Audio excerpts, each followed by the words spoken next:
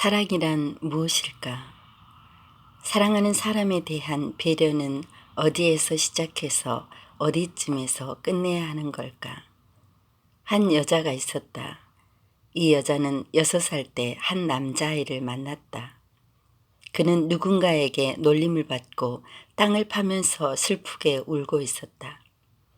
이 여자아이도 따돌림을 당해 혼자 외톨이가 되어 동네를 방황하고 있을 때 이 남자아이를 만나게 된다. 울면서 다가오는 이 여자아이를 보고 남자아이는 땅을 파면서 울던 울음을 멈추고 여자아이에게 다가간다. 그리고 여자아이의 눈물을 닦아주며 앞으로 절대 울지 마. 이 눈물이 씨앗이 되게 해. 그러려면 힘을 길러야 한다. 나도 이제 다시는 울지 않을 거야 라고 말한다.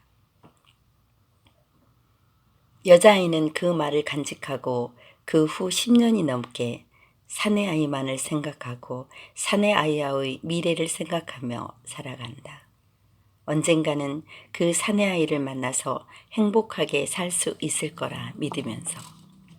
세월이 흘러 어떤 곳에서 다시 여자아이는 사내 아이를 만나게 된다.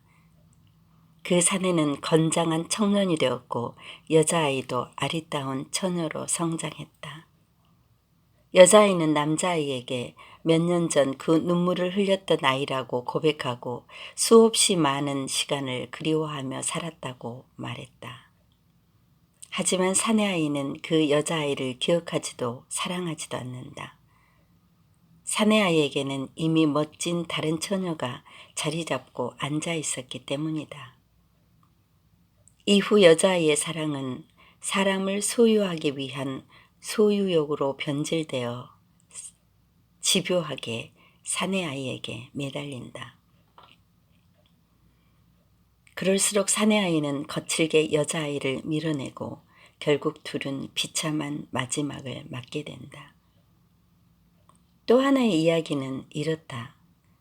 미래를 약속한 두 아이의 가문이 있었다. 두 가문은 서로의 명성을 지키기 위해 가장 어울리는 가문을 선택해 미래의 두 아이를 결혼시키려 한다. 서로 무탈하게 성장하면서 두 아이는 서로를 좋아하게 되는데 어느 날 사내아이가 다른 여자아이와 사랑에 빠져버린다. 갑작스레 짝을 잃은 여자아이는 조심스레 자신의 감정을 추스리고 결국 상대의 행복을 위해 아픈 마음으로 사내를 돌려보낸다. 몇 년이 지나고 두 사람은 우연히 다시 만나게 되는데 서로가 사랑하는 사람을 찾아 행복한 삶을 사는 모습을 보게 되고 둘은 아주 오랫동안 가장 가까운 곳으로 행복한 시간을 보냈다는 이야기다. 우리는 살아가면서 수없이 많은 사람들을 만나고 사랑하고 미워하고 싸우고 화해하면서 삶을 엮어간다. 때론 죽을 것 같은 사랑도 시간이 지나면 아무것도 아닌 것이 되기도 하고 아무것도 아닐 것 같은 사랑도 평생을 이어가는 아름다운 인연이 되기도 한다. 바람둥이가 한 여자를 만나 진정한 사랑에 빠지는 영화. 바람둥이 중에 바람둥이 니키는 숱한 여자들의 가슴을 설레게 한다. 바람둥이의 특징은 많은 여자들이 좋아할 만한 어떤 것을 갖고 있다는 것이다. 니키는 백만장자의 상속녀인 로이스 클락과 결혼하기 위해 대서양 건너 뉴욕으로 향하는 초호화 여객선에 몸을 싣는다. 호화 여객선 안은 한껏 멋을 낸 여자들로 가득하다. 뉴욕으로 가는 여객선 안의 여성들은 니키를 만날 수 있다는 설레임으로 흥분한다. 미모의 여성 테리는 자신이 나이트클럽의 가수로 일했을 때부터 그녀를 사랑한 켄과 결혼 약속을 하고 뉴욕으로 향하고 있었다. 우연하게도 니키가 떨어뜨린 담배 케이스를 통해 둘은 운명적으로 만나게 되고 당당하고 건방져 보이기도 한 테리에게 니키는 알 수 없는 매력을 느끼게 된다. 테리도 니키에게 매력을 느끼지만 두 사람은 결혼을 약속한 사람들이 있었기 때문에 의식적으로 만남을 절제한다. 배가 빌프랑슈에 잠시 정박했을 때 니키와 테리는 그곳에 사는 니키의 할머니 자누의 집을 방문한다. 거기에서 바람둥이가 아닌 니키의 찬 모습을 보고 테리는 사랑을 느낀다. 니키의 할머니 자누는 인생을 즐기는 데에만 관심이 많은 손자가 늘 걱정이다. 화가로 성장할 수 있는 재능이 충분한 니키를 테리라면 충분히 행복하게 해줄 수 있을 거라고 자누는 확신한다. 여객선으로 돌아온 니키와 테리는 항해 마지막 날 서로에 대한 사랑을 확인하고 천국에서 가장 가까운 엠파이어 스테이트 빌딩 전망대에서 6개월 후에 만나기로 약속한다. 니키는 화가가 되어 꼭 재능을 인정받은 뒤 테리에게 청혼을 하겠다고 약속한다. 6개월 뒤 약속한 날이 되었다.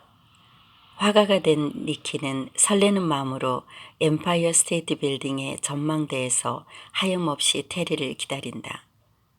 하지만 테리는 결국 나타나지 않는다. 자정이 될 때까지 테리를 기다리지만 결국 테리는 나타나지 않았다.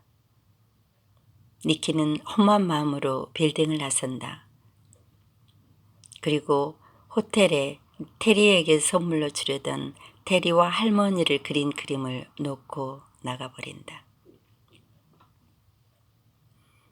몇 달 후 화가로 성장한 니키는 할머니의 유품을 테리에게 전해주기 위해 전화번호부에서 테리의 주소를 찾아 테리의 집을 방문한다. 테리는 소파에 앉아서 니키를 맞이한다. 며칠 전 호텔 지배인으로부터 테리와 할머니를 그린 그림을 다리가 다친 불쌍한 여인에게 줬다는 얘기를 들은 니키는 소파에서 꼼짝 않고 앉아있기만 한 테리의 모습을 이상하게 여기면서 혹시 자신의 그림을 가져간 불쌍한 여인이 테리가 아닐까 생각한다. 결국 테리는 니키에게 사실을 털어놓게 된다. 엠파이어 스테이트 빌딩으로 테리를 만나러 가기 위해서 니키를 만나기 위해서 가는 중이었다. 하지만 불행하게도 테리는 교통사고를 당하게 된다. 병으로 실려간 테리는 결국 걸을 수 없게 되면서 니키와의 사랑을 포기하게 됐다. 이 사실을 알게 된 니키는 더욱 테리를 사랑하게 되고 둘은 서로의 사랑을 확인하면서 행복해한다. 예상치 못한 불행한 교통사고, 기다림 속에서도 식지 않았던 사랑의 열정, 운명적인 사랑은 결코 누구도 어떤 것도 갈라놓지 못했던 것이다. 사랑이란 무엇일까? 어디에서 시작해서 어떻게 끝내야 되는지 이런 얘기들을 통해서 우리는 많은 생각을 하게 된다.